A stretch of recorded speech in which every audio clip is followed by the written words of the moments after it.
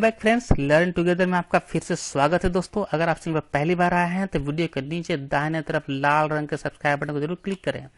इसके राइट में bell icon है दोस्तों, इसे आप जरूर प्रेस करें ताकि नए वीडियो के आपको मिलता रहे। वीडियो अच्छा लगे तो इसे लाइक जरूर करें और जहां तक हो सके अपने सोशल मीडिया पर इसे जरूर शेयर करें ताकि और लोग तक वीडियो पहुंच सके।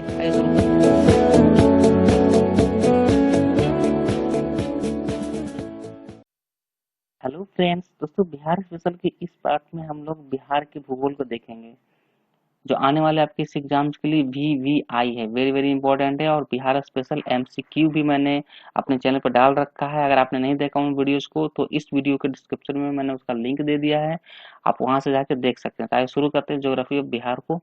सबसे पहले हम देखते हैं अक्षांश और देशांतर, ठीक है, यानी कि हमारे बिहार की जो भौगोलिक स्थिति है उसे पहले देख लेते हैं।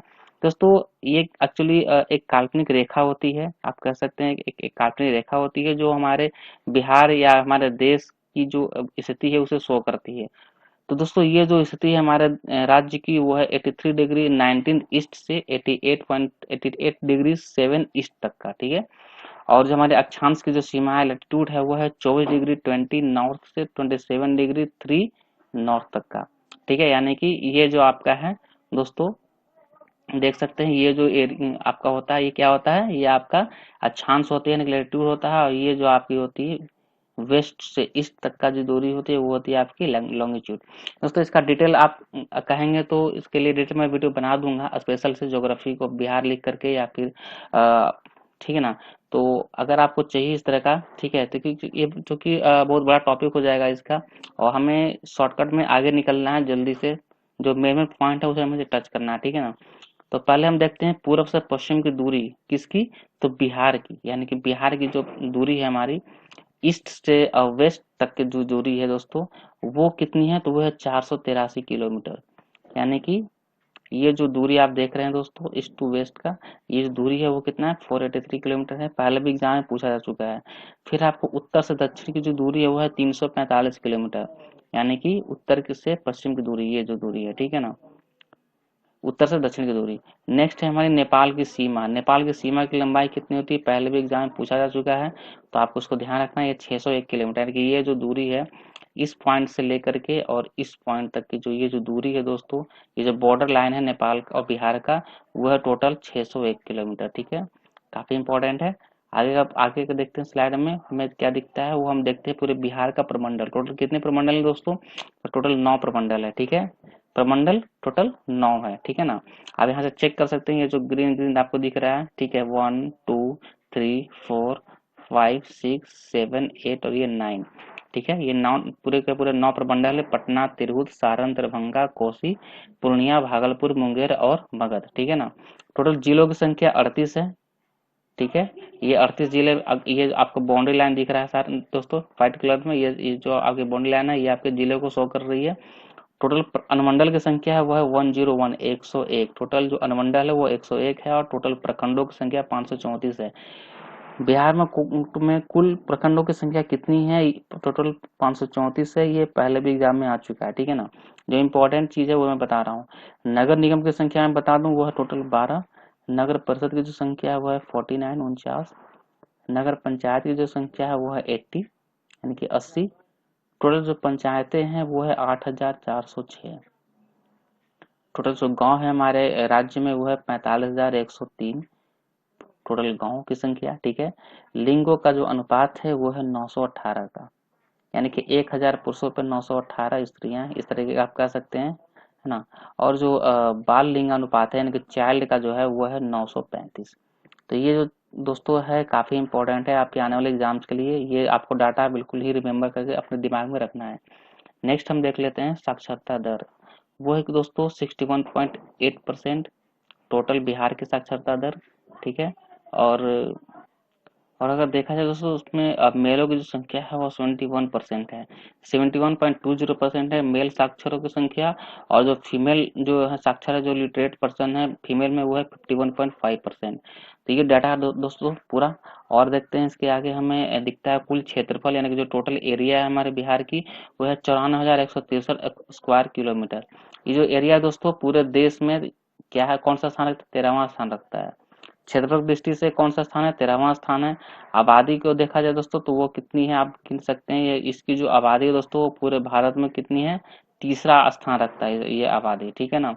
नेक्स्ट देखते हैं दशकीय वृद्धि जो है वो 25.4% की हुई है, यानी कि हर 10 साल में जो हमारे देश की आबादी बढ़ रही है वो 25.4% के हिसाब से बढ़ रही है। जनसंख्या घनत्व कितना है दोस्तों, 11,006, ठीक है, 1106 सॉरी। अधिक आबादी वाला जो जिला है दोस्तों वो है पटना, जो सबसे ज्यादा जिला है, जिस डिस्ट्रिक्ट में सबसे ज्यादा पॉपुलेशन है वो है पटना, और जो सबसे कम पॉपुलेशन का एरिया है वो है शेखपुरा, ठीक है दोस्तों। आप यहाँ पे जिला वाइज भी देख सकते हैं, ठीक है ना। नेक्स्ट है सबसे घना जिला, जो सबसे घना जो जिला है दोस्तों वो है शिवहर, 1880, ठीक है ना। और जो सबसे कम घना जिला है वो है कैमूर, 488, ठीक है ना। तो ये भी आपको ध्यान रखना, आपसे सवाल पूछा जा सकता है कि सबसे बिहार के टोटल जिलों में सबसे घना जिला कौन सा है, 4 ऑप्शन दे दिए जाएंगे तो आपको आंसर देना है शिवहर। घना जिला शिवहर होगा, और अब सबसे ज्यादा आबादी वाला जिला होगा पटना, ठीक है ना। नेक्स्ट देखते हैं सबसे छोटा जिला कौन सा दोस्तों, अगर क्षेत्र की दृष्टि से देखा तो सबसे छोटा जिला होगा शिवहर, और सबसे बड़ा जिला होगा पश्चिम चंपारण, ठीक है ना।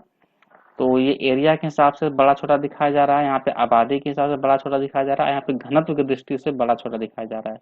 तो ये काफी इंपॉर्टेंट है, ये डाटा आपको बिल्कुल कंफ्यूज नहीं होना है इसको, ठीक है ना। आबादी के हिसाब से देखा जाए तो सबसे बड़ा जिला पटना है। अगर घनी आबादी की तरफ से अगर देखा जाए तो सबसे बड़ा जिला जो होगा वो कौन सा होगा, वो होगा शिवहर, ठीक है ना। अगर सबसे छोटा जिला कहा जाए तो वो भी शिवहर ही कहलाएगा एरिया के वाइज देखा जाए तो, और सबसे बड़ा वो है पश्चिम चंपारण। आगे देखते हैं जल्दी से, नेपाल से के सीमा से सटे हुए जो जिले हैं वो आपसे पहले भी एग्जाम में पूछा जा चुका है कि बिहार और नेपाल के जो बॉर्डर है उससे कितने जिले, बिहार के कितने जिले उसे टच करते हैं, ठीक है ना, उसके संपर्क में आते हैं। तो वो है टोटल 7 जिले, ठीक है। ये सवाल मैंने इसलिए रखा दोस्तों ये पॉइंट, क्योंकि मैंने देखा है उत्तर दक्षिण पूरा और पश्चिम चारों तरफ जो हम इसकी जो बाउंड्री है यानी कि इसका जो चौहद्दी है, उसके चौहद्दी के हिसाब से मैंने सारे जिलों को एकत्र किया है। तो टोटल जिलों की संख्या कितनी है, 7 है। पश्चिमी चंपारण, पूर्वी चंपारण, सीतामढ़ी, मधुबनी, सुपौल, अररिया और किशनगंज। उत्तर प्रदेश की सीमा से लगे हुए जिले हैं वो है टोटल 8 जिले, जिसमें पश्चिमी चंपारण, गोपालगंज, सिवान, सारण, भोजपुर, बक्सर, कैमूर और रोहतास है। आप यहाँ पे काउंट कर सकते हैं, बहुत आसान है इसे काउंट करना, ठीक है ना। जैसे यूपी है, यूपी से सटे हुए जिले हैं वो है पश्चिमी चंपारण, गोपालगंज, सिवान। देखिए ये पश्चिमी चंपारण है, गोपालगंज हो गया, सिवान हो गया, सारण हो गया, ठीक है ना। फिर आपको कौन सा है, भोजपुर, ठीक है, ये आपको भोजपुर हो गया, ठीक है, ये आपको यहाँ पे बक्सर हो गया। फिर यहाँ पे आपको कैमूर हो गया, और ये जो एरिया हो गया आपको, ये जो एरिया हो गया क्या, रोहतास का, यहाँ पे ये एरिया जो टच करता है यूपी से, ठीक है ना। तो दोस्तों ये टोटल जो एरिया है तो कितने हैं, 8 हैं। झारखंड की सीमा से कितने जिले लगे हैं, तो वो भी 8 लगे हैं, ठीक है ना। तो आपको याद रखना 7883, ठीक है ना। नॉर्थ में 7, वेस्ट में 8, साउथ में भी 8, यानी कि झारखंड में भी 8, और पश्चिम बंगाल में टोटल जिलों की संख्या कितनी है, 3 है। 3 जिले हैं जो पश्चिम बंगाल से जुड़े हुए हैं, कौन कौन से हैं, वो है आपको किशनगंज, ठीक है, ये हो गया पूर्णिया, और ये हो जाएगा कटिहार। ये तीनों जिले हैं किससे जुड़े हुए, पश्चिम बंगाल से। अगर झारखंड की सीमा देखा जाए तो वो भी 8 जिले हैं जिसमें कटिहार भी आता है, ठीक है ना। तो आप देख सकते हैं कटिहार, भागलपुर, बांका, जमुई, नवादा, ठीक है, गया, औरंगाबाद और रोहतास, ये टोटल 8 जिले हैं, ठीक है दोस्तों। तो ये काफी इंपॉर्टेंट है, आपको ध्यान रखना है। अगला पॉइंट देखते हैं हमारे पास क्या है, टेरिटरी यानी कि रॉक्स देखते हैं। Territory rocks, quaternary rocks, Vindhya rocks और धरवार रॉक्स, ये 4 तरह के रॉक्स जो है चट्टाने हमारे राज्य को प्रभावित करती है। दक्षिण पश्चिम विंध्य चट्टान, ठीक है ना, दक्षिण पश्चिम, ये जो साउथ वेस्ट का जो एरिया है ये विंध्य चट्टान से कह सकते हैं कि टच में आता है ये।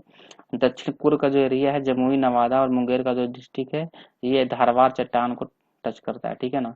तो ये चीजें हैं, आप इसको देख सकते हैं। टेरिटरी रॉक का जो ये एरिया दिया गया है ये आपको भगवे कलर में है, ये टेरिटरी एरिया है। क्वार्टरनरी रॉक जो है ये हमारा ये एरिया है, विंध्य रॉक हमारा ये हो गया, और धारवाड़ रॉक हमारा ये हो गया। इतना आपको ध्यान रखना है, डिटेल में जाएंगे तो काफी लंबा वीडियो चला जाएगा। आगे देखते हैं बिहार के जलवायु, फटाफट देख लेते हैं। उत्तरी भाग से दक्षिणी भाग की तुलना में ज्यादा ठंडा होता है, लेकिन नॉर्थ एरिया काफी ठंडा होता है अगर देखा जाए तो, क्योंकि कौन कौन सा एरिया है ये हिमालय से टच करता हुआ एरिया है, नेपाल से टच करता हुआ एरिया है, इस वजह से।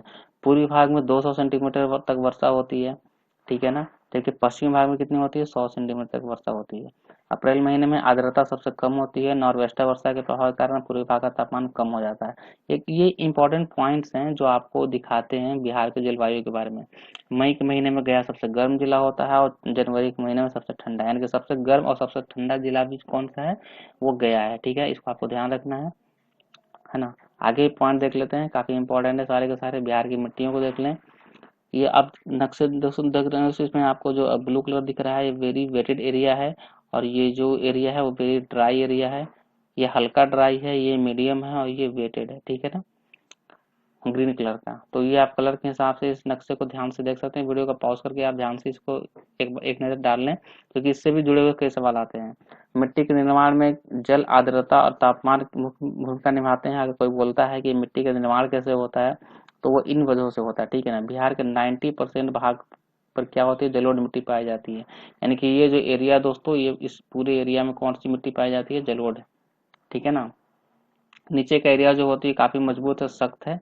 यहाँ पे जलोढ़ नहीं, क्योंकि ये जो एरिया है वो पर्वतीय एरिया है। ठीक है ना, झारखंड से जुड़े हुए जितने भी जिले हैं।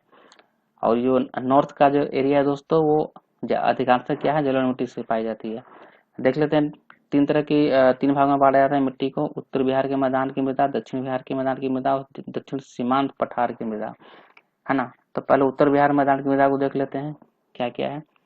पिडमोंट यानी कि दलदली मिट्टी उत्तरी बिहार में, यानी कि पश्चिमी चंपारण। ठीक है, पश्चिमी चंपारण कालीन पदार्थों से समृद्ध होता है, इसमें चूना और पोटाश की अधिकता होती है। ये जो एरिया है, ठीक है ना, ये जो एरिया है पश्चिमी चंपारण के एरिया, इसमें जो प्रमुख फसलें होती है मक्का, ईख, धान, गेहूं और तंबाकू। ऐसा सवाल पूछा जाता है दोस्तों, बिल्कुल भी आपको इसको हल्के में नहीं लेना है, आपसे पूछा जा सकता है इसके बारे में सवाल। ठीक है ना।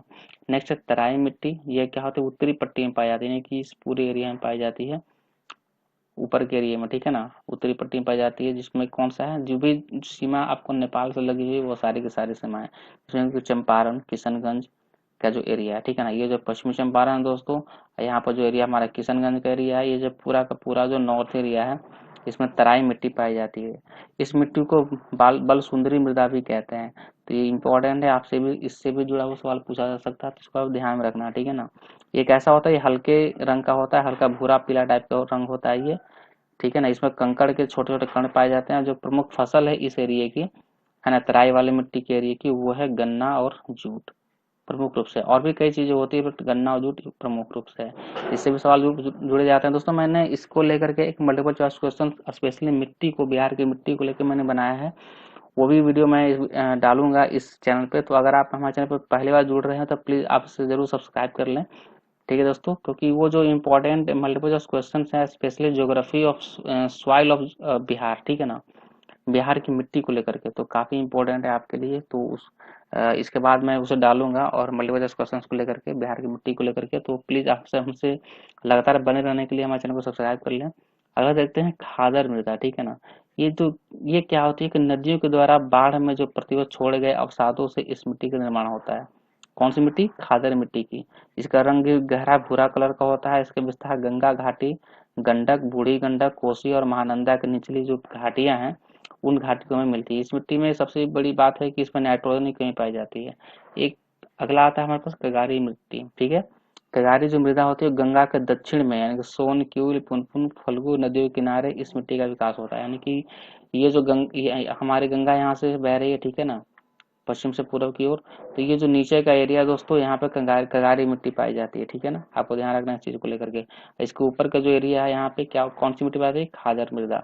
और ये जो समांत एरिया में कौन सी मिट्टी पाई जाती है दोस्तों, आपको मैंने पहले बताया, आपको उसको ध्यान से पढ़ना है। आपको वीडियो को पॉज कर लेंगे और एक एक करके एक एक पॉइंट को ध्यान से देखेंगे। ठीक है ना।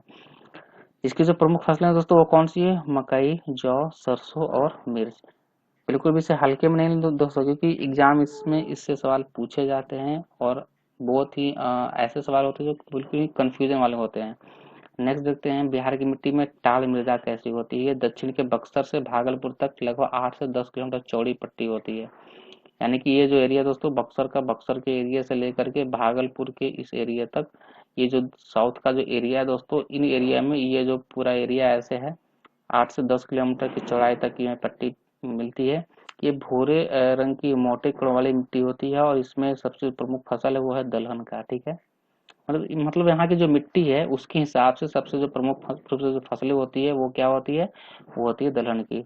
नेक्स्ट देखते हैं बलथन मिट्टी को। या छोटा नागपुर के पठारी क्षेत्र से गंगा के मिलन तक पाई जाती है, यानी कि देखा जाता है ये जो छोटा नागपुर पठार है दोस्तों इस एरिया का, ठीक है, यहाँ दक्षिण के एरिया या फिर आप कह सकते हैं दक्षिण पश्चिम के एरिया, वहां से इसे आप मिला सकते हैं गंगा के मिलन तक, यानी कि गंगा हमारे जो बह रही है, ये जो गंगा का एरिया है, ठीक है, इस एरिया तक की जो दूरी होती है, यानी कि कह सकते हैं कि इसका विस्तार जो कैमूर से भागलपुर तक कह सकते हैं, ये हमारे जो कैमूर का एरिया है, ठीक है, और ये हमारा भागलपुर का एरिया है। यानी कि ये जो पूरा एरिया दोस्तों यहाँ पे बलथर मिट्टी भी पाई जाती है, ठीक है ना। ये लाल और पीले रंग की मिट्टी होती है, ठीक है। इसकी जो प्रकृति होती है वो क्या होती है, एसिडिक होती है, यानी अम्लीय होता है। इस मिट्टी में कृषि की संभावना बहुत कम होती है, क्योंकि एरिया क्या होता है, पथरीला होता है ना, इस वजह से। प्रमुख फसलों में हम मक्का, ज्वार, बाजरा और आलू को कह सकते हैं। ये काफी इंपॉर्टेंट है, आपसे पूछा जाता है इस तरह का सवाल, बलथर मिट्टी कहाँ से कहाँ तक पाई जाती है, बिहार के किस कोने से पाई जाती है, और इसकी प्रमुख फसलें कौन कौन सी है, इस तरह इससे लेकर के सवाल पूछा जाता है। नेक्स्ट देखते हैं, हमारे पास है लाल तथा बलुई मिट्टी।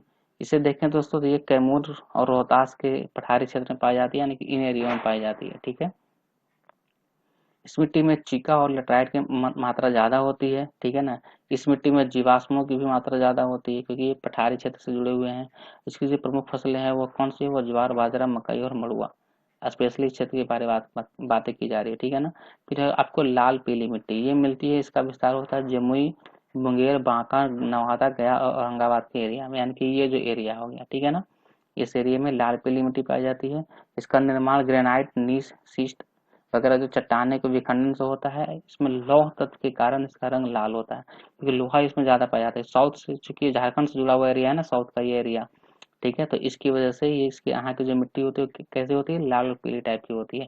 दोस्तों आपको वीडियो कैसा लगा हमें कमेंट में जरूर बताएंगे। अगर अच्छा लगा तो इसे लाइक जरूर करें, जहाँ तक हो सके शेयर करें अपने सोशल मीडिया पे, है ना, फेसबुक, व्हाट्सएप, ट्विटर पे, ताकि और लोग तक ये वीडियो जा सके। फर्स्ट टाइम देख रहे हैं तो इसे आप जरूर सब्सक्राइब कर लें, फर्स्ट टाइम अगर आप देख रहे हैं तो। और इसके बाद में ज्योग्राफी ऑफ बिहार में दोस्तों हम लोग सॉइल ऑफ बिहार को लेकर के स्पेशली मैंने ढेर सारे मल्टीपल चॉइस क्वेश्चन लगभग 20 to 25 MCQ मैंने डाला है। उससे रिलेटेड कई सवाल पहले भी एग्जाम में आ चुके हैं, एसएससी में भी आ चुके हैं, बीपीएससी में आ चुके हैं, यूपीएससी में भी कई बार एग्जाम से पूछा जा चुका है। तो वो सारे क्वेश्चंस का कलेक्शन है, स्पेशली स्पेशली बिहार स्पेशल को लेकर मैंने, बिहार के मिट्टी को लेकर के मैंने वो एमसीक्यू बनाया है, तो इसे आप जरूर देखेंगे। उसका मैंने लिंक भी इस वीडियो के डिस्क्रिप्शन में दे दिया है, तो आप वहां से जाकर देख सकते हैं। हाँ से बहुत बहुत धन्यवाद, थैंक यू।